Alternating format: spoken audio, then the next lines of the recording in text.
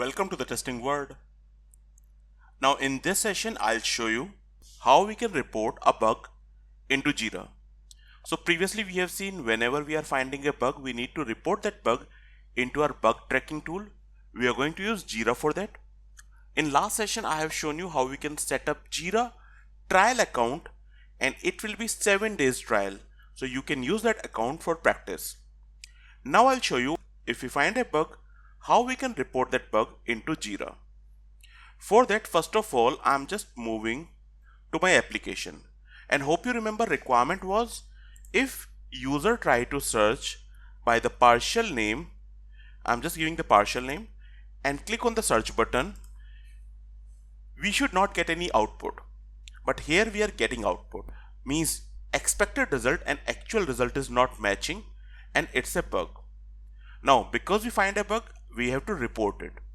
So now I'm just moving to the Jira. Previously we have set up account on the Jira. We have created project. Now I'll show you how we can create a bug into this project.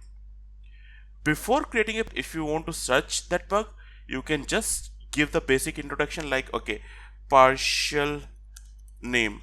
I'm just searching it. Do we have any bug with that? If no, yes, we have to report it. But how we can use different search options, that I'm going to show you in the coming lectures. Like later on you will find a section there I have added more advanced videos how we can work on this Jira. But in this session I'll show you how we can create a new defect, or we can call it bug, into the Jira. For that, first of all, I just click on this create. Now it will open up a form where we can fill our bug information. Here if you notice my project is by default selected, so that is fine. I'll come to the issue type. Okay, what you want to report. So you'll get multiple options over here. As of now I'm just selecting a bug because I want to report a bug. Now here in the summary section you need to give basic information about the bug, or I'll say one-liner information about the bug. So my bug is searching functionality is, or I'll say search functionality, search item functionality is working with partial data as well. So the point is I have just given one-liner information about the bug. Here in the summary we need to give a basic information about the bug. The complete details we need to fill it over here. So once summary is over, I'm just going to the description. Here we need to give description like, okay, what you are doing. Okay, on home page I have entered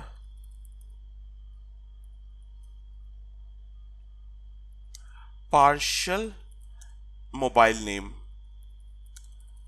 As we click on search button, we are getting items in result, but as expected it should not display. So I'm just giving the description about the bug. Here in the description you need to define what exactly you are doing and what problem you are facing. If you want to highlight something, you can use this styling options like bold, italic, you can change the color. So that is the options which we can use. Our aim here is to give clear information about the bug. Now in the description we add one more information, which is steps to reproduce. Now what do you mean by the steps to reproduce? Sometimes you will notice you are giving some information over here, but when developer try to understand this information, he is not able to understand your bug clearly. So in that case this steps to reproduce will help us. Why? Because here we are going to write what all the steps you have to perform to get this bug. So I'm saying, okay, step by step I'm going for go to home page. in search text box, enter this data. Now click on search button. So these are the steps we are having. Try to write these steps clearly so that anybody can follow it. Okay, after the search, my expected is should not get any search result. But here in actual we are getting search result. So we are giving as much information as possible here in the description. So in description mainly we are passing two information. One, we are describing it, and then if you want to reproduce, you can just follow these steps. We are expecting this, we are getting this. So that is very important because developer is going to read this to understand your defect, or I'll say to understand your bug. Now here we need to give priority. As of now we are getting option of the priority. Sometimes you will get one more drop down of severity. So I'll show you what is the difference between the priority and the severity in next lecture. As of now you need to select your priority of the defect. Then label, it's not required for us. Environment is important if you are facing this issue in a particular environment. Previously we understood what is test environment. So if I say I need to test this functionality on Firefox as well as Chrome, but I'm getting the issue only on the Firefox, so I can say getting issue in Firefox environment. So if you are getting that issue on a particular environment, you can give the information. If it is coming in all environment, you can skip this information. Next, attachment. That is very important.